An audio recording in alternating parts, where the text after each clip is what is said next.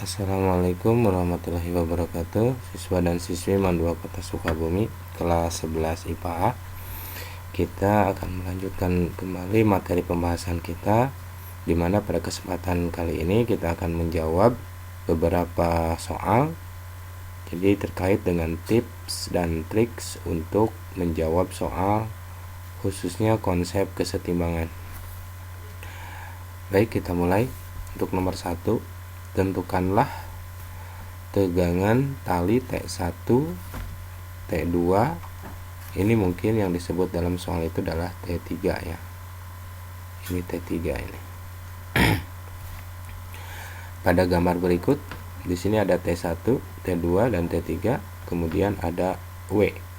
Dan keterangan pada gambar di sini ada benda dengan massa 4 kg.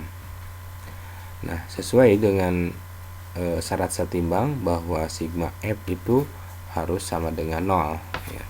Sigma F itu sama dengan 0. Syarat setimbang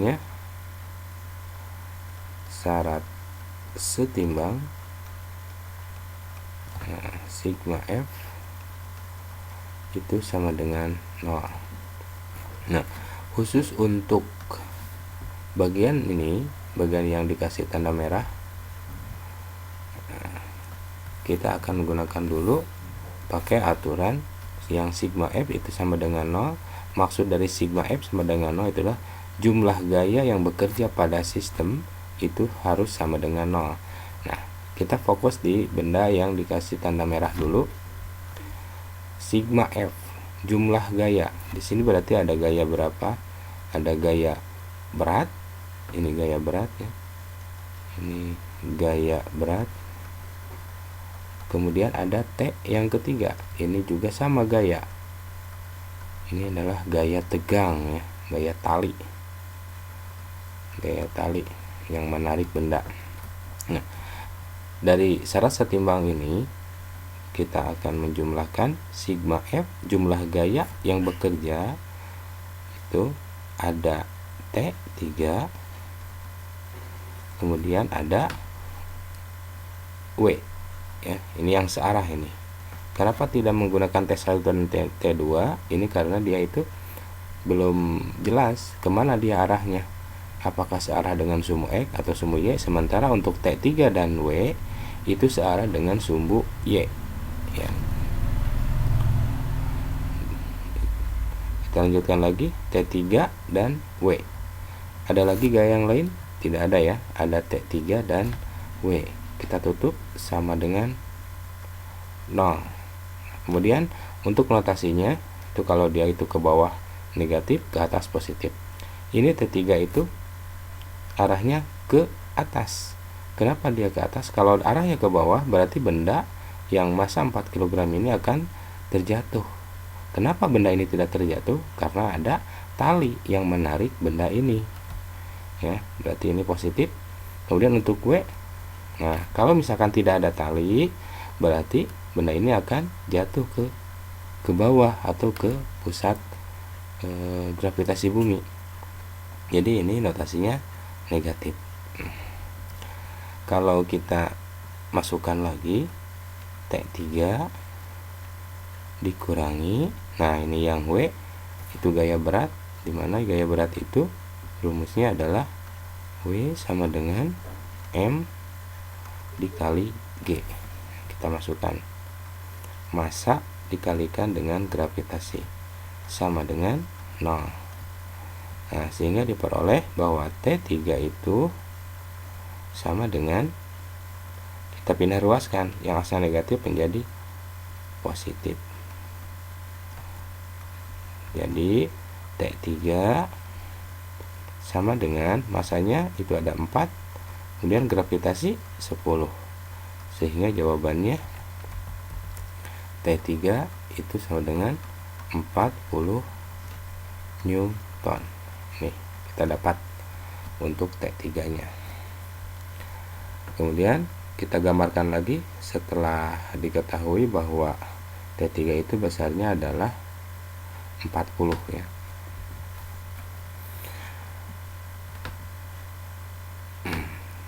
Pada T1 dia diikat dengan sebuah tali. Ini T1 tali, dia membentuk terhadap batang yang di atas ini 60 derajat. Nah, ini kalau kita pindah ruaskan, ini kita kasih garis bantu. Nah, ini garis bantu ya. Yang 60 itu adalah berseberangan ya. Berarti di sebelah sini 60 derajat. Nah, kemudian yang 30 ada di sebelah sini, di seberangnya. Nah, ini adalah bendanya, sudutnya adalah tegak lurus. Ini juga sama tegak lurus. Kalau tegak lurus berarti 90. Dari sini ke sini 90 derajat. Kemudian dari sini ke sini itu sama dengan 90 derajat. Kalau kita totalkan, nah berarti tinggal kita jumlahkan 90 ditambah 60 itu adalah 150. Pakai yang biru aja. 150 derajat. Kemudian kalau yang di sebelah kanan 90, ini 30, kita jumlahkan itu menjadi 120 derajat ya. Kemudian untuk di tengah-tengah, nah ini 60 ke tegak lurus itu sisanya adalah 30. Kemudian 30 sisanya adalah 60. Tinggal kita jumlahkan 60 ditambah dengan 30 itu 90 derajat. Nah, sesuai dengan persamaan yang kemarin bahwa T1 per sin ya. Sin berapa? Lihat T1 berseberangan dengan berhadapan dengan sudut yang 120 sama dengan T2 per T2. Di hadapan T2 itu sudutnya adalah sin 150 sama dengan yang T3 per D itu sudutnya berhadapan dengan sudut yang sin 90. Nah, ini yang akan kita pakai gunakan ya persamaannya. Untuk T1, T2 dan T3, tali yang sudah diketahui jawabannya adalah T3. Jadi untuk mempermudah, kita akan mencari T1, kita bandingkan dengan T3 ini ya. Langkah pertamanya berarti T1 per sin 120 sama dengan, nah ini sama dengan, langsung saja karena ini istilahnya adalah sama dengan T3, kita tuliskan dulu ya, T3 per sin 90 ini. Kemudian untuk yang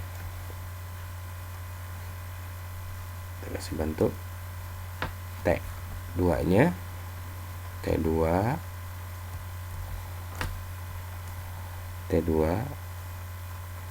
per sin 150 sama dengan, nah nanti kalau T1 sudah diperoleh kita bisa gunakan dengan T1 atau mau langsung dengan T3 silahkan, bisa ya, karena T3 nya juga sudah langsung diketahui sin 90. Oke, kita lanjutkan. T1 ini yang kita cari per sin 120 itu adalah setengah akar 3 sama dengan, nah T3 itu tadi ada 40 Newton per sin 90 itu sama dengan 1, sehingga T1 ini perkalian silang, setengah dikali 40 itu adalah 20 akar 3 Newton. Ini T1 nya. Kemudian untuk T2 nya, T2 per sin 150 sama dengan T3 itu tadi kita sudah memperoleh 40 per sin 90 itu sama dengan 1 ya. Dan nanti kita ini langsung aja sin 90 150 itu adalah setengah.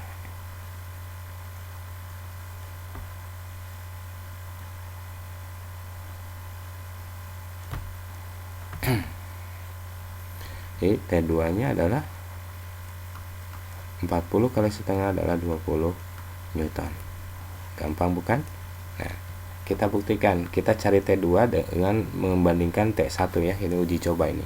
Kita uji coba di sebelah sini aja. Kita pura-pura belum mengetahui T3. Jadi untuk mencari T2 per sin 150 sin 150 sama dengan T1 ini dengan T1 per T1 itu adalah sin 120.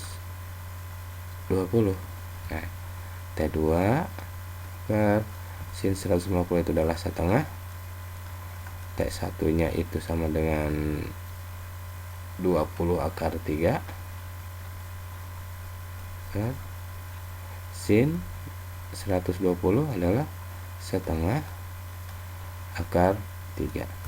Kita langsung bisa coret. Ini setengahnya langsung kita bisa coret, akar 3 nya langsung dicoret. Jadi